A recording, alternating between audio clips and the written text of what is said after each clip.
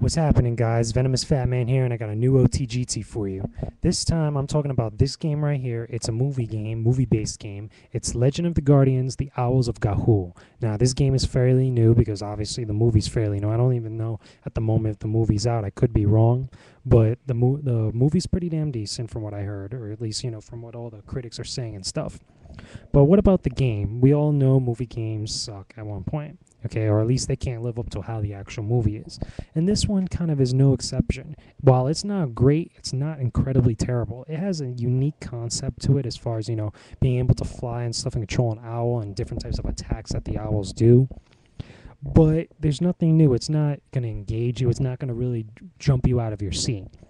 Now, one thing I should mention, at least with this game, when I was playing, the first level, the actual first mission, after the tutorial, because they make you actually go through a tutorial, was it on how to actually, control and actually, go around the world with the actual owl that you pick. You get one of 4 owls to choose. There's 4 different species of owls, and you can upgrade each, and you go through their story. So there's some replayability to it. So you could go through all 4 stories with all 4 different owls, go through all these different things or whatever.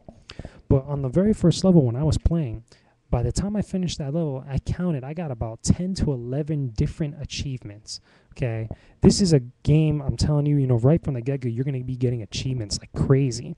Now, a lot of the achievements, mind you, are not even like about 5, maybe 10 points each, for really, really easy things like putting something on your actual owl, a piece of equipment, doing a counterattack, reaching maximum speed and stuff like that. Then there's other achievements in there that are much more, but they're more down the line, as far as completing the game or completing the game with all 4 different owls and stuff. This one is going to make you achievement hunters really go out your way and hunt for those achievements. But they're not terribly difficult, even though I never really got all the achievements in this game, but from what I saw and I was reading on there, they're not terribly difficult. If you put enough time into it, you will eventually get all the achievements in this game.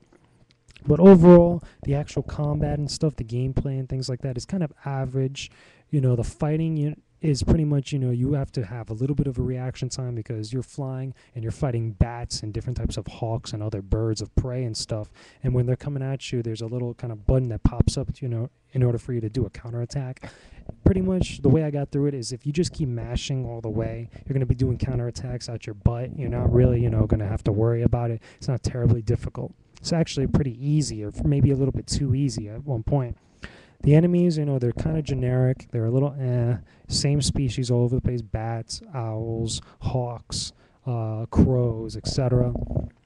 There are some boss fights, and actually the boss fights are kind of a little bit different where you have to complete certain objectives rather than actually take the boss head on. There are times when you do that, but more of the time it's actually, generic enemies that are much more beefed up and stuff. There's mission objectives for you to complete, here and there on each specific mission. They have a main objective, secondary objectives, and the works. So overall, is this game good enough for you guys to check out? I'd say it's probably a rent, if anything, because it is a movie game, and like I said, they don't have the best track record. You're not really going to be blown away by this game. So overall, a rent would be okay. But if you want to get something for little kids, or if you're that big a fan of the movie, whatnot, you guys could definitely check it out. Definitely buy it for your taste or whatnot. For someone like me, it's okay. It's all right.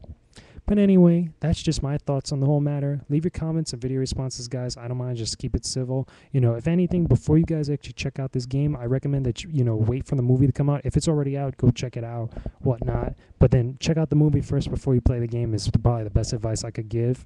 I'll talk to you guys again soon. That's just my thoughts. Venomousfatman's gone. That was only the goddamn truth, people. Enjoy your night. Talk to y'all later.